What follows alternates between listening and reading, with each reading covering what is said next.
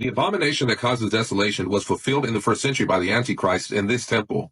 Right here in Matthew chapter 24, verse 15 and 16, Jesus cites Daniel concerning the abomination that causes desolation, and he said that it would take place in the holy place.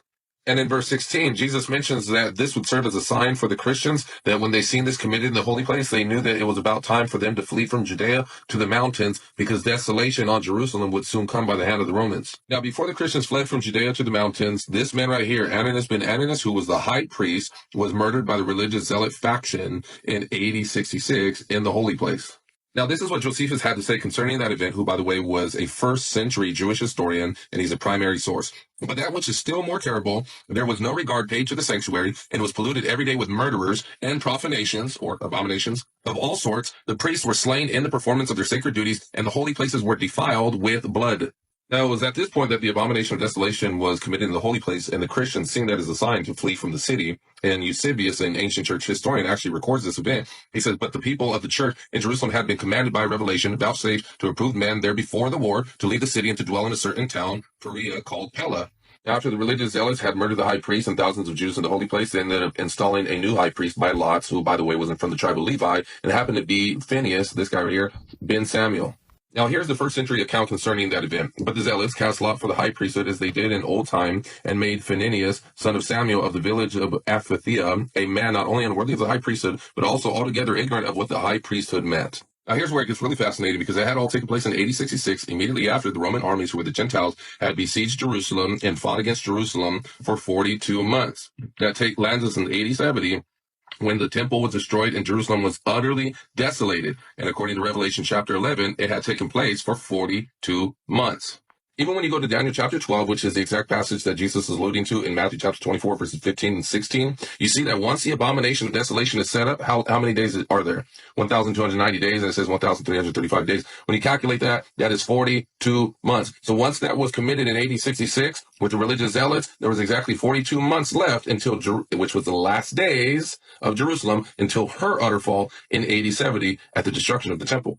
So when we're asking the question, who is the Antichrist, or who is the lawless one? Well, according to 2 Thessalonians chapter 2, the lawless man, or the Antichrist, would take his seat in the temple of God, which was a Herodian temple that was destroyed in AD 70, and he takes his seat, which was Moses' seat, according to Matthew chapter 23, verse 1 and following. And so what we see in AD 66, with the killing of the high priest, and the killing of the murdering of thousands of Jews in the holy place, and the casting of lots to then inaugurate Phineas ben Samuel as the new high priest, he was the lawless one, and he was the Antichrist that took his seat in the temple of God to usurp authority in Moses' seat, which was unlawful for him, and he committed a myriad of profanations in the temple. God bless, in Jesus' name. Jesus returned in 70 AD, and today I have 5 reasons why that makes perfect sense.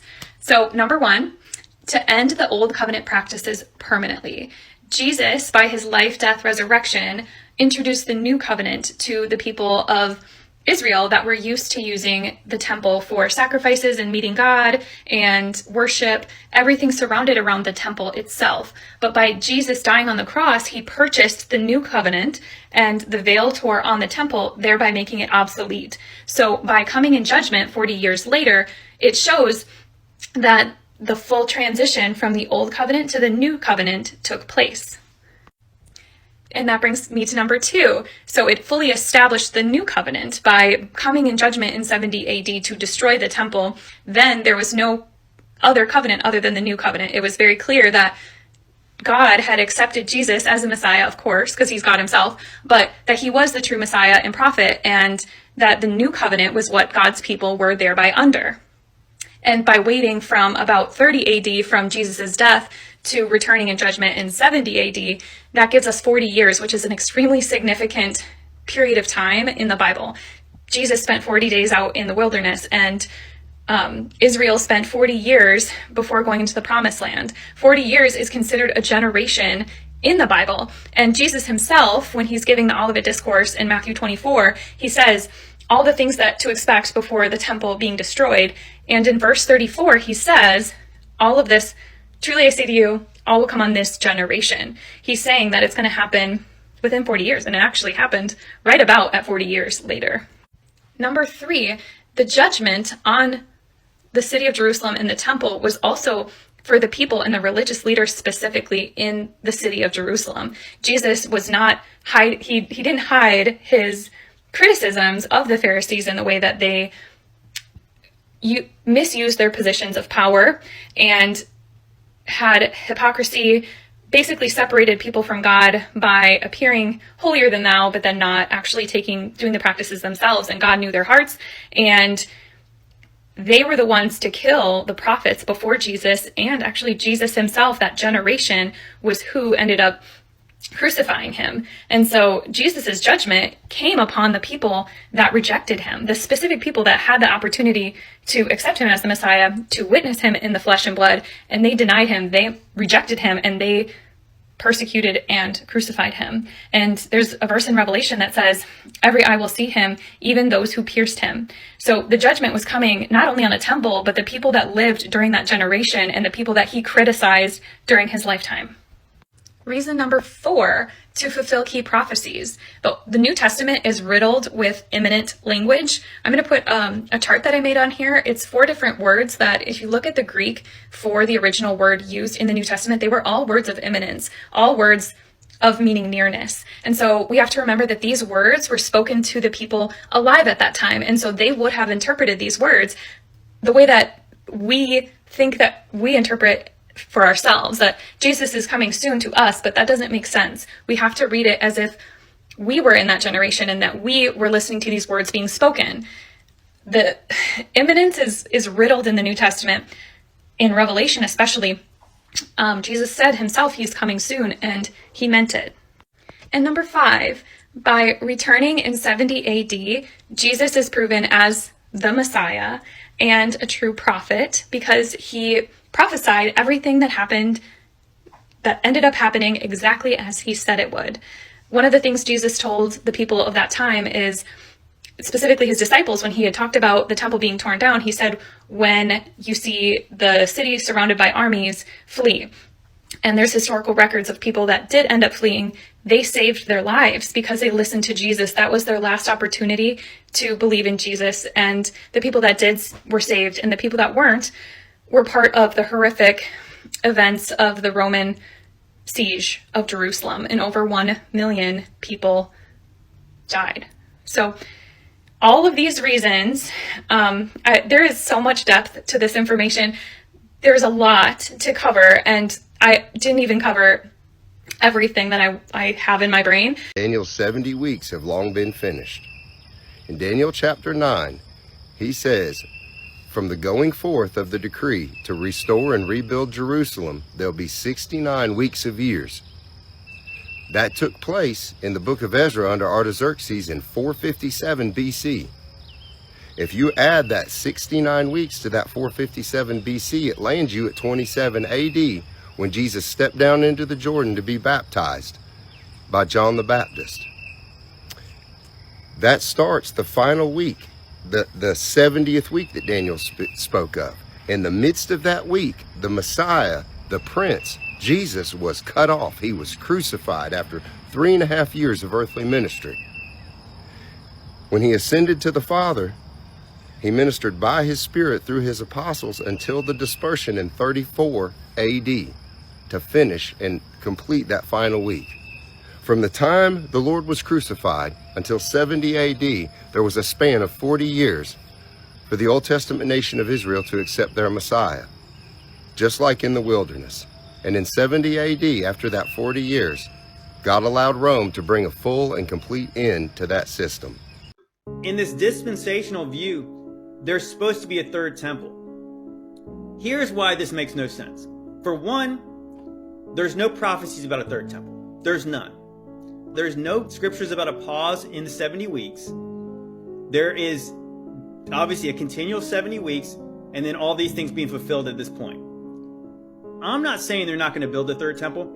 What I'm saying is it probably doesn't matter. It just doesn't matter, because guess what? Any man could build a temple and it will not be for God. This will not be God's temple. It would be an abomination to our God to start sacrificing again, not to stop. Because God sent his son. He doesn't need your burnt offerings. He doesn't need animal sacrifice anymore. He doesn't want them. there is no prophecy about a third temple in the Bible. Because again, the Daniel prophecy is clearly about the second temple. That's literally what kicks off the 70 weeks. Undeniable. That is undeniable. The temple that Jesus was talking about being destroyed was the one he was physically looking at. The one he was prophesying about, or the one he was telling his apostles about. The apostles say, look how nice this temple is, Jesus, and he tells you it's going to be destroyed. They immediately know he's talking about the sign of his coming, the end of an age. When will all these things be? And then he tells them, they're all going to happen in this generation. So think about it, like part of the reason why sacrificing a pig in the Holy of Holies is such an abomination is because there was a time where that actually had the presence of God in it, right? Sacrificing a pig in the holiest of holies is an abomination because it had God's presence in it at one point, correct? So if you built a house today and you said it was God's temple and you sacrificed a pig in it, does it have the same impact? Absolutely not, because that place never had God's presence in it. There was a time when God was actually resided in that temple. But again, if they built a third temple now, it would have no connection with the God of the Bible, our God, the Creator God. It's not for him. So in this view, they would have to make a temple, and then they would have to start sacrificing, and then they would have to stop sacrificing. It makes no sense. Again, that makes no sense in that view, because there is no temple. And that's what I'm trying to say. It's like that part of the abomination why it's so bad is because literally God prophesied this temple. Again, there's no third temple prophecy. God doesn't want third temple. He doesn't, like I said, that temple was made desolate. And again, so in Matthew 23, Jesus tells the prophecies, see that your house has made you desolate. Do you think that he used those words without knowing the connection with Daniel? Absolutely crazy. Like I said, to me, it's like, it's so plain as day what he's saying. Now I will allow somebody to try to quote the scripture that says there's a third temple. I will allow that time now, because when you read what it says, when you just read what it says, and you know a little bit of your history, you will know that those prophecies have been fulfilled. The flat Earth map dates back over 1,000 years. This map is credited to being created by a Persian astronomer. His name was Al-Biruni, and he lived between 973 AD to 1048 AD.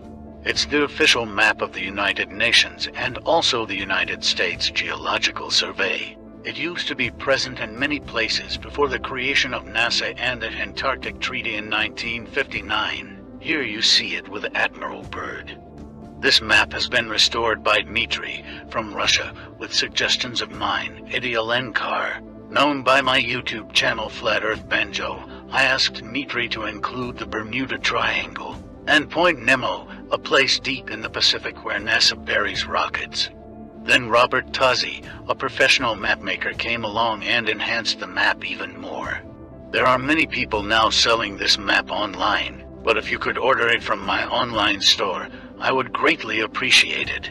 Visit my online store now and order one of the items. I humbly thank you.